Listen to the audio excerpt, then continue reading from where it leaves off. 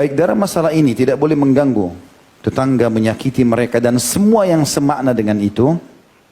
Beranjak daripada hadis Nabi SAW dari riwayat Bukhari Muslim, "Man kana yu'minu billahi wal yawmil akhir fala yu'dhi jarah." Barang siapa yang mengaku beriman kepada Allah dan hari akhir, jangan pernah dia sakiti tetangganya. Tentu idza bisa masuk dalam perkataan lisan ataupun fisik yang lain ya. Jadi di sini Nabi SAW mematok orang mengaku beriman kepada Allah dan hari akhir, maksudnya yakin Allah ada dan akan menghisapnya, serta akan ada balasan kalau dia sabar di surga, dan kalau dia melakukan kejahatan akan masuk neraka, maka dia tidak boleh menyakiti tetangganya. Juga sabda Nabi SAW yang masyhur hadis Bukhari tadi sudah kita bacakan ya, ditulis oleh Syekh Muhammad, tapi saya ulangi di sini. Yang Nabi SAW bersumpah 3 kali, wallahi la yu'min, wallahi la yu'min, wallahi la yu'min. Tidak akan dihitung seseorang itu beriman, tidak dianggap itu orang beriman, tidak dianggap orang itu beriman. Faqila lahu man huwa ya Rasulullah. Maka dikatakan kepada Nabi SAW, siapa yang anda maksudkan wahai baginda Rasulullah SAW? Faqal, beliau bersabda, alladzi la ya'manu jaruhu biwa'iqah. Orang yang tidak, orang yang tetangganya tidak merasa aman dari gangguan-gangguannya. Jadi ada orang subhanallah, begitu dia ada tetangganya selalu merasa ketakutan. Karena bisa saja dia melakukan segala macam tipu muslihat.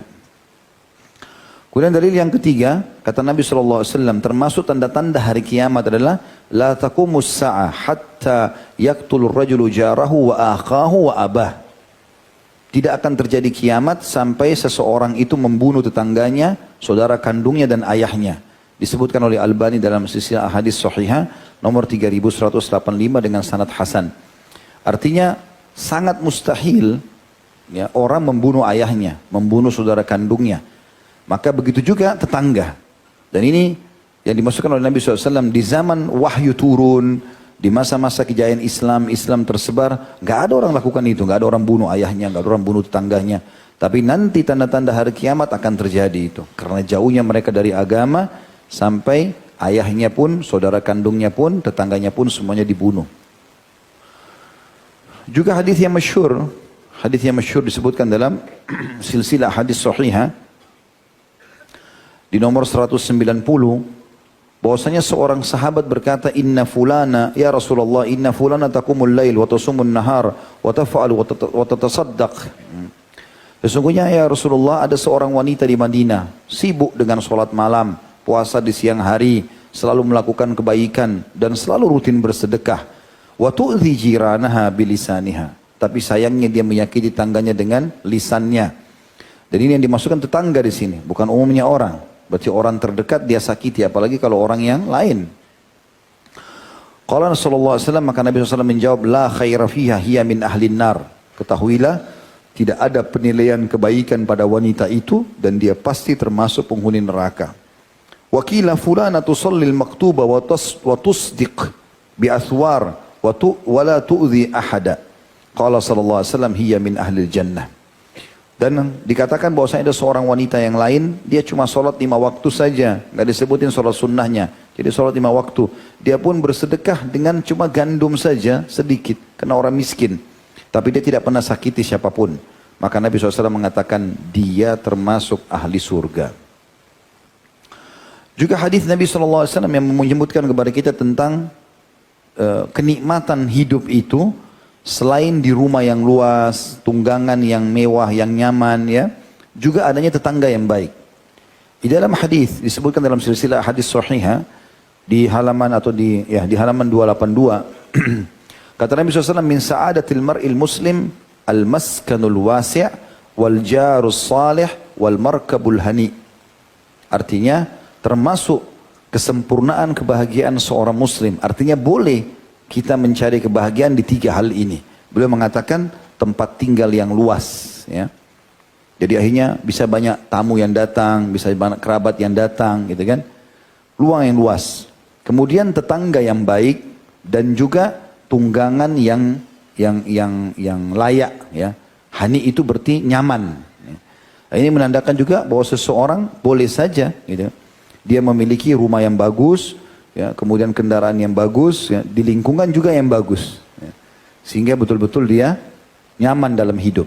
Ini juga sekaligus menjelaskan orang muslim boleh menikmati kehidupannya, ya, karena di sini dikatakan kebahagiaan seorang muslim puncaknya justru di rumah yang luas. Tentu tidak mungkin rumah luas kalau tidak mahal gitu kan, itu otomatis. Kemudian juga sabda Nabi SAW yang diriwayatkan oleh Imam Ahmad, tadi sudah kita bacakan tapi saya ulangi ya, hadis ini.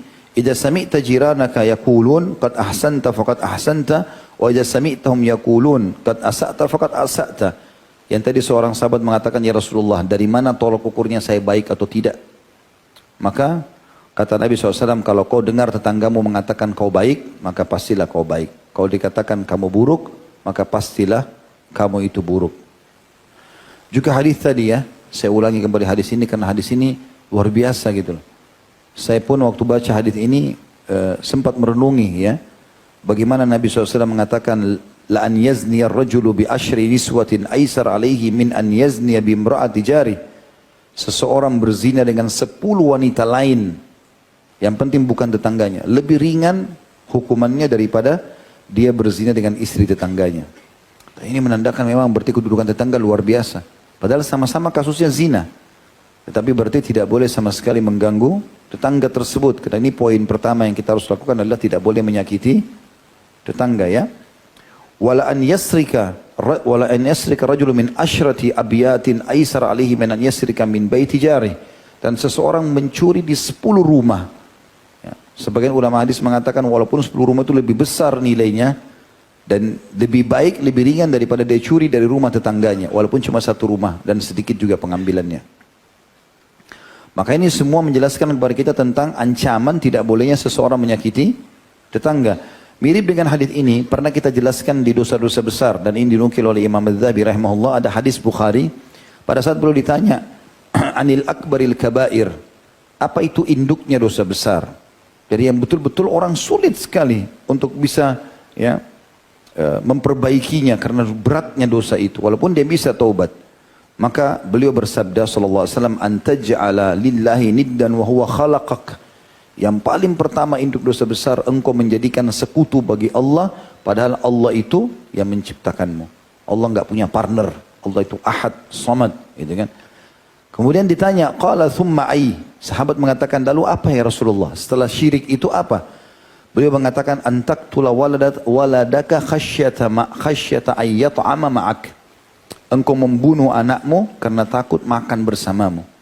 Ya, aborsi atau membunuh anak intinya tidak boleh sama sekali. Bagaimanapun keadaannya rezekinya sudah ada, gitu kan. Kemudian yang ketiga ini saksi bahasan kita, qala thumma ai. Lalu sahabat mengatakan, apa lagi ya Rasulullah setelah itu? Qala antuzaniya halilata jarik. Engkau berzina dengan istri tetanggamu. Jadi itu sangat berat. Ya. Itu yang pertama. Jadi saya simpulkan 2 poin saja ya. Jadi kita tidak boleh mengganggu, tidak boleh menyakiti dengan semua maknanya. Dan ingat, termasuk di sini menyakiti kalau membalas kesalahan dengan kesalahan, tidak usah. Ya, kecuali kalau kesalahan itu kita anggap fatal, dia mencuri dan curiannya ini berbahaya, bahkan dia mencuri bukan cuma tempat kita laporkan ke polisi, nggak ada masalah. Tapi kalau hanya sekedar lisannya ngomong ini itu sudah tinggalkan saja. Ingat tadi hadis, kita bisa panen pahala pada hari kiamat. Yang kedua sebagai penutup adalah tadi tidak boleh menyakiti, sekarang sebaliknya. Berarti kita harus memuliakannya. Memuliakan masuk dalam segala makna. Ya, tutur kata yang santun, hadiah yang diberikan, mendahulukan jalan dan segala macam hal. Masuk dalam hadis Bukhari Muslim, kata Nabi SAW, man kana yu'minu billahi wal yawmil akhir, falyuhsin ila jarih. Siapa yang mengaku beriman kepada Allah dan hari akhir, maka dia sebaiknya berbuat ihsan kepada tetangganya. Dan makna ihsan adalah puncak daripada pemberian. Puncak pemberian. Jadi kalau misalnya kita kasih 1 piring makanan gitu, dan kita punya 2, kita berikan dua-duanya ya, kepada tetangga karena dia lebih butuh, maka itu namanya ihsan. Ihsan itu memberikan puncak, memberikan yang terbaik dari apa yang akan kita berikan. Ya, puncak pemberian yang terbaik. Itu yang dimaksudkan sini. Jadi kita makna mulia masuk dalam hadis ini. Juga Nabi SAW saking pentingnya berbuat baik sama tetangga dalam hadis Bukhari, beliau mengingatkan seluruh wanita di Madinah pada saat itu. Beliau mengatakan, ya nisa al-muslimat, la tahkiranna jaratun li jaratiha walau firsinu syat. Wahai wanita-wanita muslimah, janganlah seseorang di antara kalian menganggap remeh pemberian yang akan diberikan kepada tetangganya ataupun pemberian tetangganya pada dirinya, walaupun itu hanya kuku-kuku kambing. Ya, kuku kambing itu orang tidak makan sebenarnya gitu loh. Tapi Nabi SAW berikan gambaran, kalau kau tidak punya apa-apa, nggak bisa beli kambing, biasanya kakinya dibuang. Karena orang tidak makan lagi, maka itu kukunya dikerokin, kemudian dicampur, dibuatkan kuah, itu tidak ada yang makan sebenarnya. Kalaupun cuman itu saja yang bisa kau berikan tetangga, atau tetangga memberikan itu padamu, maka berikanlah. Jangan anggap remeh itu. Tentu ini bahasa Nabi SAW untuk menyentuh secara keimanan dan juga lubuk hati kita supaya kalau itu saja boleh kita kasih, apalagi kalau kita punya yang lain yang jauh lebih baik. Kemudian juga sabda Nabi SAW disebutkan dalam silsilah hadis sahihah di halaman 149, kata baginda Nabi SAW, laisal mu'minu alladhi yashba'u wa jaruhu ja'i'. Tidak dianggap seseorang mukmin itu sementara dia kenyang dan tetangganya kelaparan. Nah, jadi bagaimana dia memberikan tetangga makan supaya kenyang bersama-sama dengan dia. Kemudian juga hadis yang lain, hadis ini diriwayatkan oleh Imam Bukhari. Nabi SAW bersabda kepada seorang sahabat, Isma wa ati' walau abdan mujadda'ul atraf. Selalulah kamu dengar kepada pemimpinmu, walaupun yang pimpin kau seorang budak yang seluruh anggota tubuhnya, tangannya, kakinya putus. Ya. Wa idza sana'tal marika fa'akthir ma'aha. Kalau kau membuat kuah atau masakan, maka perbanyaklah. Ya, di sini letter-letternya perbanyaklah kuahnya. Tapi perlu difahami, perbanyak kuahnya kata ulama, bukan kuahnya yang dikasih ke tetangga saja, tapi sama isinya.